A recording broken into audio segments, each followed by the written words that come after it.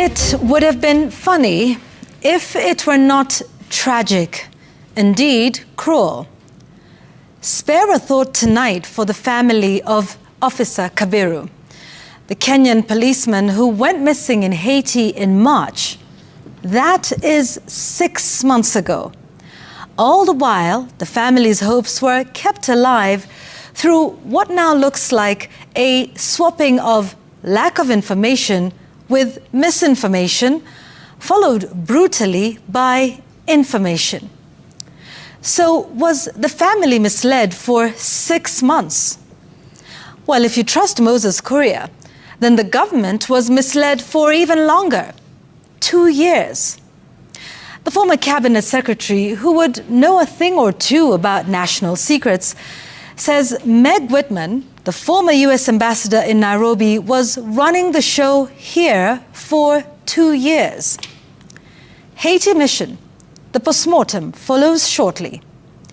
Back home, the smoke signals out of the chimney atop ODM headquarters are sending a confusing mix of orange and yellow. So is 2027 yellow or orange for Raila Odinga and ODM? The foot soldiers say, refer to Baba's speech. And so for that speech, we scanned through Baba's teleprompter. Welcome back, ladies and gentlemen, and thank you very much for your greatest support. You know, if there is a day that Kenyan politicians normally pray so hard that it doesn't come to pass, is Thursday. That is during the news gang hour, because they don't normally know which angle the journalists or news anchors, that is Sam Gituku, Linus Kaikai, Bonyo, Yvon Okwara, together with Jamila, will be coming through or from. Whatever they'll be discussing on News Gang, it's not normally predicted or predictable, because sometimes you find that they talk about what has happened during the week, and sometimes they just sit down and analyze something. And now, yesterday night, if at all maybe you missed the News Gang hour, I want you to listen to these guys. You know, yesterday it was not about William Ruto himself alone. It was also attacking the ODM, whereby Kaikai was saying that ODM right now is not a party, but it's like an insurance company. Very interesting. Whereby you find that there are a lot of things. ODM is like now a rescue. ODM has been rescuing William Samoei Ruto for a very long time now, and that is why it's being called an insurance company. Sam Gituku is also saying that MPs who come from ODM, there are a lot of ODM MPs who do not agree with the direction that the political party has taken.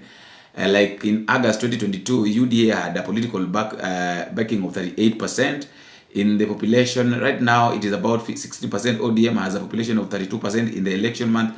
Okay. So, in other words, what these guys are trying to say is that these parties have really lost direction and their worth. You see, nobody wants to listen to it. Nobody wants to listen to them. Like, it's just a normal thing. You see, it's just a normal thing. Without forgetting Yvon Okwara, you know, Yvon Okwara normally injects directly. And you heard her from the beginning when she was talking about the issue of Haiti. And she is also saying that right now, these politicians are telling us about the manifesto. And they're saying that both the manifestos were just the same. There is no big difference. So why were we going through all this stress if at all they knew that the manifesto were the same? I would like you to listen to them from the beginning up to the end. And then you drop me your comment at the comment section, tell me what to think and where exactly you are watching this video from. Watch this. Fellow Kenyans, a new poll by TIFA has confirmed what many of us already suspected. Loyalty to political parties is fast fading. Let's look at this chart together. UDA, which swept into power in 2022, enjoyed 38% support, is now down to 16%. a reduction by more than half. The same goes for ODM. Once at 32%, is now at 13%. And the single largest category? Undecided or none, at a whopping 43%. Let that sink in. The biggest party in Kenya today is no party at all. If this is not the biggest repudiation of the political class we have seen in recent times, I don't know what is. Now, I suspect that this is about more than just fatigue. It's the aftermath of the 2024 and 2025 protests, the Gen Z-led revolution in the streets that demanded a different kind of politics. And when the top two parties, who were once bitter rivals, joined hands to protect themselves from the very people who put them in power, it sent a message that the lines we were asked to choose between in 2022 were apparently illusions. You see, today, leaders from both sides freely admit that their manifestos were not that different after all. Well, if that's true, then why did we have to go through the most expensive, divisive exercise in our history to choose between them? Political parties are supposed to be ideological homes. In the US, Republicans and Democrats have debated ideas for over 150 years. In the UK, Labour and Conservatives have clashed over the role of the state for more than a century.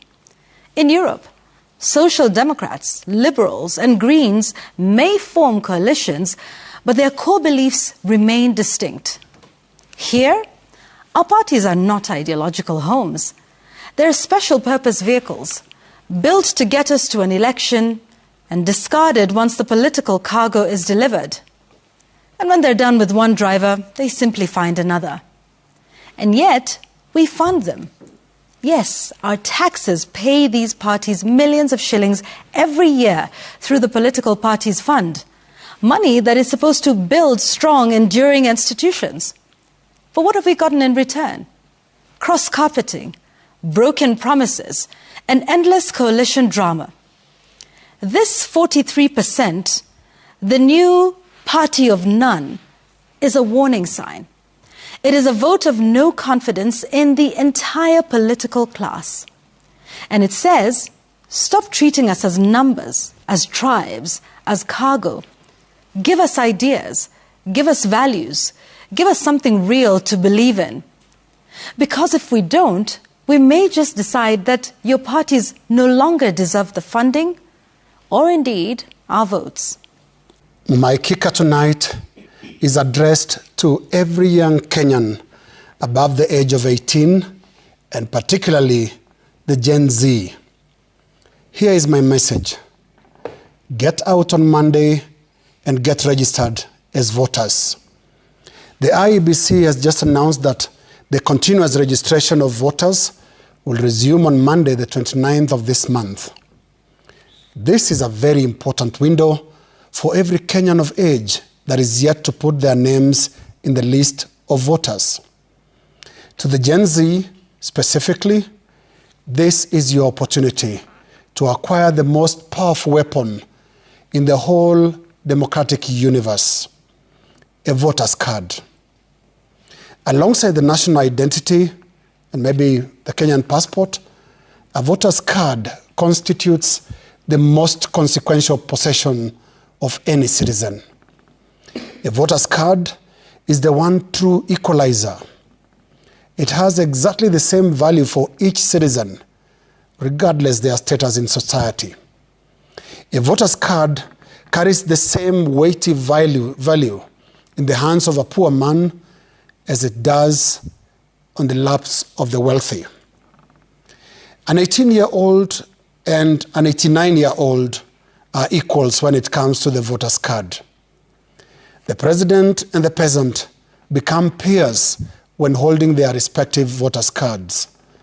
So, to the Gen Z, especially they that so proudly carried Kenyan flags at the peaceful beginning of their protests on the 18th of June last year, here comes your moment. If you are 18 and above, and you are a Gen Z, don't let this moment pass. A voter's card is the most lethal peacetime weapon any civilian can possess in a democracy or even an aspiring democracy like Kenya. Let me tell you a little story. On election day in December 2002, I was on duty as a reporter covering the opening of polls in Nairobi's Eastlands. I was in Kayole at 5 a.m. when the polling stations were opening. And I remember the queue that stretched for more than a kilometer that early. The air was pregnant with expectation, and the mood in polling stations was almost festive. I believe the reason was Kenya was having its first ever mandatory transfer of power election. President Daniel Arap Moi, who had ruled Kenya for 24 years, was not eligible to run, so the election, whichever way it went, was the first ever change election. I remember interviewing a male voter that was shedding tears after casting his vote. I asked him how he felt that morning. Amid bursts of tears and emotion, he responded in Kiswahili, "Nimefuta mtu kazi," meaning I have fired somebody. The man was not in an emotional state to sustain a longer conversation, but I understood him. I knew exactly what he meant, and I could tell how he voted, and therefore who he fired. The overwhelmed man walked away, mumbling audibly now for everyone to hear, "Nimefuta mtu kazi." I will always remember that man as a perfect illustration of the power of the vote. That can be you in August 2027. All electoral positions, from the president to the governor, senator, member of parliament, member of county assembly, women rep, all of them will be up for grabs, up for appraisal. With a voter's card, you can hire and you can fire any of these leaders in any of the positions that will be on the ballot.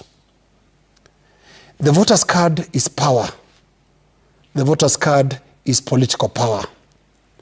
And voting is the only time the tables turn. Power switches to the voter that very moment. Whether it's the cost of living or corruption, health or education, jobs or housing, the voter's card allows you to have your say at the ballot box. So to every young Kenyan out there, go out in large numbers for that magical card. Something else I need to tell you about the 2002 election. It was the last credible election. And indeed, the only credible election Kenya has ever held. Debate for another day. And you know what made it credible?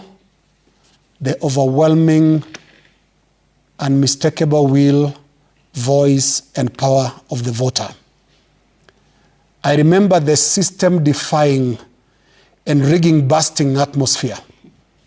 And I remember it was powered by a very small card in the wallet, the voter's card. So beginning Monday, get out and get the IEBC to list you up as a voter. You are above 18, you are a Gen Z, this message is for you.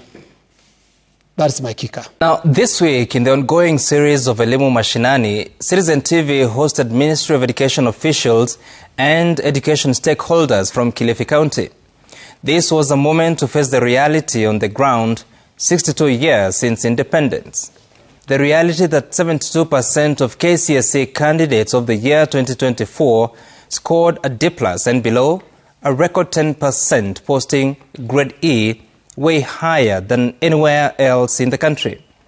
How only 10% of the class qualified to join universities, falling way below the national average of 25%. It is shocking to find that out of 10 children who join class 1, only 1 would have the possibility of progressing to the highest level of education as long as there is school in Kilifi.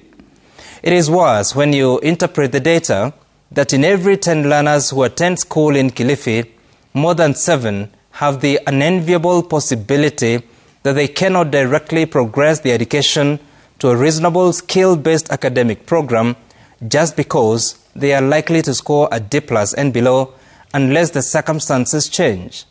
Even then, the enrollment in vocational training and TVET institutions in Kilifi is so low to offer any evidence that KCSE graduates who score below C- proceed to those institutions. And then comes the reality, the myriad of challenges that threaten the possibility of success in Kilifi's schools. From cultural practices to weather conditions, economic to situation in schools, attitudes towards education, the world of work, and more. The unfortunate reality that out of the 655 junior schools in Kilifi, there is a teacher's shortage of 62%. That may sound like just a number. Let's break it down. If there are 9 learning areas in a Kilifi junior school, at least 5 subjects are not covered by TSC hired teachers. Meaning, should the school not find a way to have the learning areas taught, the children of Kilifi are grossly disadvantaged as they seek their path to the national stage. During that session on Tuesday night, Agnes, a grade 9 student in one of the schools in Kilifi, posed a question to the Education Cabinet Secretary. She told how in her 9 years of schooling, she is yet to see a science laboratory in her institution. She wondered how after 3 years of junior school, she is expected to transition to senior school, where she would have hoped to pursue a science-based pathway. And yes, the answers from the panel were a long shot. In the end, Pwani University Vice-Chancellor Professor James Kahindi offered to facilitate Agnes for a visit and use of laboratories at the university. Commendable. But then, how many more like Agnes are affected? How many have no access to a philanthropic university or institution? At a time that data shows the fruits of our failure to invest in the most needy among us, at a time when numbers are showing limited effort in places like Kilifi, at a time qualitative data is telling us what challenges exist in the households, communities, and towns of Kilifi, we must be the most inconsiderate generation to ignore. How are places like Kilifi expected to compete, not just at the national level, but also globally? If 62 years of independence should mean anything, it's time that our decisions are guided by data, information, and deep thought. Blanket employment of teachers may be good because it creates employment.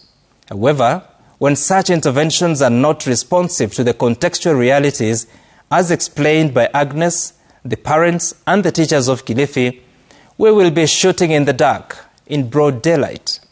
And that doesn't sound sensible at all. That's my sense tonight. Tonight, I pick a bone with administrators at Jogo House B, the headquarters of Kenya's Ministry of Education. Last week, Basic Education Principal Secretary Julius Bitok revealed before Parliament that an ongoing audit had unearthed 50,000 ghost students. 50,000 ghosts. If you do the math, at 16,000 shillings per student, that's over 1 billion shillings already lost. And remember, this audit has only covered half of the secondary schools in Kenya. When it's done, probably by tomorrow, the number will likely balloon. And that's before we even touch primary schools, where administrators have been dipping their hands into the honey jar for years. But here's the real scandal. Even with such a damning revelation, no one has been held to account so far. Instead, PS Bitok went back to Parliament asking for help on next steps. No, Julius. Theft this blatant does not require consultation. It requires prosecution. The data you announced came from real schools, uploaded by real administrators and cleared by real ministry officials at the county level, then approved by officials at Jogo House B, and then transmitted to the National Treasury for funds processing. Those are culprits. Start there. Arrest them. Charge them. Drag them to court if you can. That's the job. For too long, graft in the education sector has been an open buffet. Crooked officials colluding with banks to open accounts for ghost schools. principals inventing students to siphon capitation funds, ministry officials looking the other way. All this while parents and taxpayers break their backs to keep schools afloat. This must stop. Everyone in this food chain, from the staff room to Jogo House B, must now carry their own cross. When officers entrusted with safeguarding education steals from classrooms, that's not corruption. That's cannibalism of the future. Professor Bitok, Kenyans are watching you. We expect you to draw blood, not excuses. Do not let schools close for Christmas with these scammers still sitting pretty in office. Taxpayers are burdened enough. It's time they see thieves in handcuffs, not in offices. Act now. PS, please name the thieves, prosecute them, protect the money trail, because if you don't, you won't be just failing these schools, you'll be failing a generation. Education has often been said is the great equalizer, but if you allow these cartels to eat capitation funds and go scot-free, then what you are equalizing is poverty, not opportunity. That is my bond tonight. And I think sometimes ODM cannot decide between being a political party and a political insurance company. And there is a trail to that. Because post-election, every post-election, the party has somehow found a way of converting itself into something that is more than just a political party. And right now they're in the middle of that arrangement again. I want to start with what they have done right now. What they've done right now is to ensure President William Ruto and UDA from the effects and impact of the fallout with Rigathi Gachagua. Stop and imagine for a moment if ODM remained as a non-insurer, completely on the sidelines. What would have happened to UDA without Rigathi Gachagua and without the Mount Kenya bloc? It's a question. Very good question. Yeah. What would have happened? We would have been in a crisis. So they smartly saw this as a good opportunity to offer insurance. And the insurance this time came at a good price. And I say a good price because I want to compare it with another cover they gave for free some time back. In this insurance, you said they donated experts. President William Ruto has given ODM real power. Mm-hmm. You have ministerial appointments. And you can tell they are in power. You can tell they are part of the governing structures, which is why you can see the party leader there speaking very confidently about some of the most contentious issues like Adani and KPC. Identity crisis, Yvon. ODM and its party leader is facing an identity crisis, and they are caught on a crossroad. On the one side, they believe that they did the right thing siding with William Ruto's UDA and standing with them when things looked rather out of hand, and they managed to stabilize the political environment of the country. But on the other hand, they're also facing a situation whereby they would want to believe that as things stand now, ODM and its party leader stands a better chance of going for and claiming what they've always sought after. So it's a tough balancing act for them, because on one side, you really have to support this arrangement that you went into. And because you told us you believed in it, you have to stick your neck out for it. But on the other hand, kwa ground, vile wanasikia vitu zinaendelea, they feel like this might be it. So what do we do? And I think that is why, if you ask me now, I'll tell you that ODM is unhinged, because you no longer know who speaks for the party. because Raila Odinga's statements on the future of the party, especially in 2027, came only 3 days after the national chairperson led a team of women leaders in Kisumu to announce that as ODM, they would support William Ruto for a second term. And you see, when Gladys Wanga speaks as the national chairperson, and 3 days later Raila Odinga speaks as the party leader, and then there's the Secretary General that speaks on the other side, then it becomes very difficult to know which way ODM is moving to. So for me, it's an identity crisis. They may be having boardroom struggles or squabbles on just where do we face and what do we tell our members. As it is, they're trying to balance both sides of the scale. On the 11th of September 2024, there was an approval by the National Treasury for up to 181 million shillings in support of the Haiti mission, which was supposed to be allocated. Of course, the Control of Budget approved that and the money was paid out. Then, in quick succession, the following month, before even the expiry of a whole 30 days, 7th of October to be specific, another whopping 1.98 billion shillings is approved by the National Treasury to finance that mission, and that was cleared. Then comes 17th of March 2025, which is this year, another 229 million shillings was approved as an Article 223 expenditure. So meaning that as of that time, some 2.4 billion shillings had already been cleared by the Control of Budget and, of course, the National Treasury to go into financing that mission. So it shows you how much Kenya was putting in it.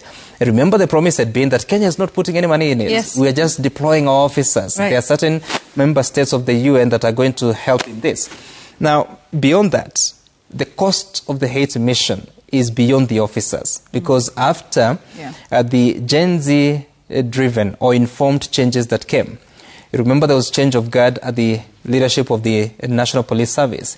Nur Gabo was then Deputy IG, I think, in charge of administration police. He was removed and sent to Vigilance House. But shortly after, he was appointed to be a Consular General. Is that the title? To Haiti. So he established a consulate.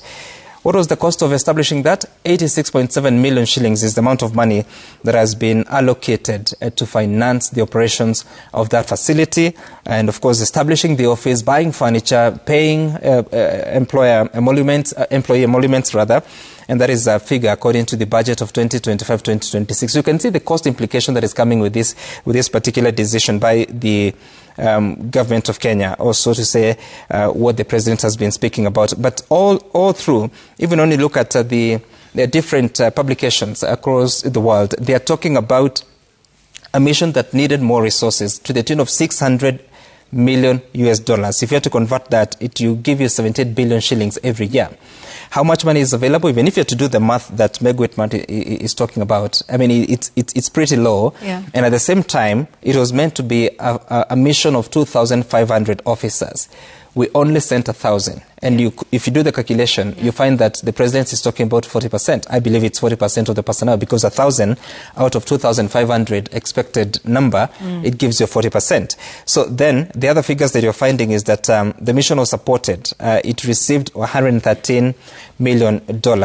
More than half of that came from Canada, with the US in second place contributing some $15 million. So when you look at these numbers, you are then asking yourself, was Meg Whitman talking about what the US will commit or will give, or what US had given? Because when you look at the data that is coming from some of the publications, including those of the UN, you don't see so much money going into that. So really, I think even as you continue this conversation, there has been the question of what is the future of this mission. I don't know if you have the clip of former Vice President Kalonzo Musyoka, who has a few views about what should happen in 1/8 of what should happen in the coming days. Listen. The Haiti mission is a failed mission, misadvised. We said as opposition, right from the word go, that we should not have taken our boys to Haiti. When we attended the funeral of one of them somewhere near Kitengela, we even called on William Ruto to make sure that our boys come home. He didn't listen. And now he's complaining to the whole world.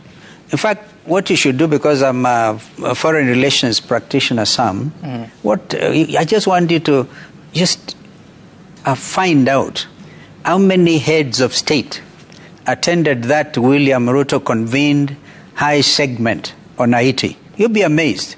The whole thing is a disaster. We insist that our boys should come back home. And without a proper mandate of the UN Security Council, whose responsibility it is to ensure world peace and security, William Ruto has no business trying to now cry over spilled milk. Let him bite the bullet and bring our boys back. Quite strong-worded statement by the former vice president there about the future of that. But that's a very important question, because come 2nd of October 2025, which is next week on Thursday, yes, the mission's mandate will have expired. Sure. There has been reports that the US is considering to change the mandate and the description of that mission to be bigger than what it is now. But there appears to be some P5 member states that have veto powers that are a bit hesitant in as far as allowing that to happen. So we're at that point. And I think the statement by the president is quite telling when he's saying that we are not the type to walk away. But then you cannot stay there if the mission's mandate is not extended beyond the 2nd of October. I don't know. And